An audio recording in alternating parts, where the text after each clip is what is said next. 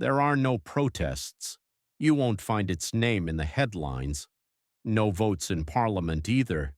Just a group of men in suits gathered in Basel, a quiet city in Switzerland, and they drew the line that defines the limits of global risk. Sounds interesting, I know. But what was discussed behind those closed doors now shapes the world's most powerful financial rules. These rules determine how much banks can lend, how much risk they can take, and how much real money they must hold if things go wrong. And the interesting part, most people have no idea this even exists. This is where finance, power, and history intersect. And in this world, nothing is ever as simple as it seems. The story begins in 1974. A German bank, Herstatt Bank, almost collapsed the global financial system. One June day, it went bankrupt, right in the middle of foreign exchange transactions. American clients had sent millions of dollars that morning, but before the German side could send the other half, the bank simply vanished. Because of the time zone difference, that single error froze the entire global payment system. And suddenly, everyone realized something. The system was far more fragile than anyone thought. The world was connected, but the rules were still local. Every country was trying to control a global system on its own. The Herstatt case made central bankers realize one thing: if we don't act together, we'll all go down together. So, that same year, the central bankers of the world's strongest economies met at the BIS building in Switzerland. BIS, the Bank for International Settlements, the central bank of central banks. Quiet, neutral, but incredibly powerful. That's where the Basel Committee was born.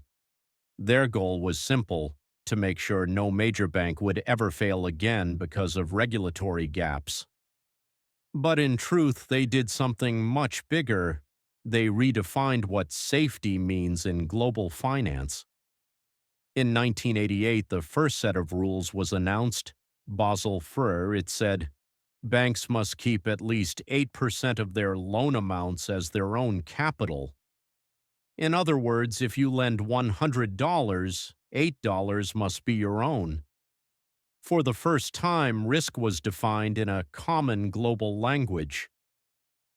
Basel wasn't a law, but everyone followed it anyway, because no one wanted to do business with a bank that didn't comply. But simplicity came at a cost. The rules treated governments as zero risk and the private sector as high risk. The result? Banks preferred lending to governments instead of businesses. In the 1990s, the system evolved again. Derivatives, securities, complex financial products. Banks started saying, we can measure risk better than regulators. Then came Basel II in 2004, the so-called modern framework. 3 pillars: capital adequacy, supervision, and market discipline. But in reality, control shifted back to the banks. They could now build their own risk models. If the formula said this is safe, they were allowed to hold less capital. That meant more loans, more leverage, more profit. As one critic said, we let the fox guard the henhouse, and the results were inevitable. When the 2008 crisis hit, the safest assets turned out to be the most dangerous ones.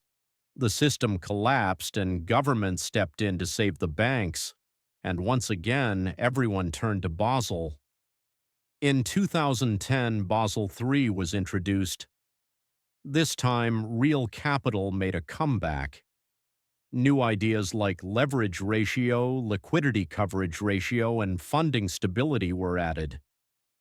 But no matter how many ratios they introduced, the foundation remained the same: complex systems, political balances, and confidence written on paper. Even today, many banks hold just $5 of real capital for every $100 of assets. And the Basel framework has become so complicated that only insiders can truly understand it. Risk wasn't eliminated, it just changed its shape.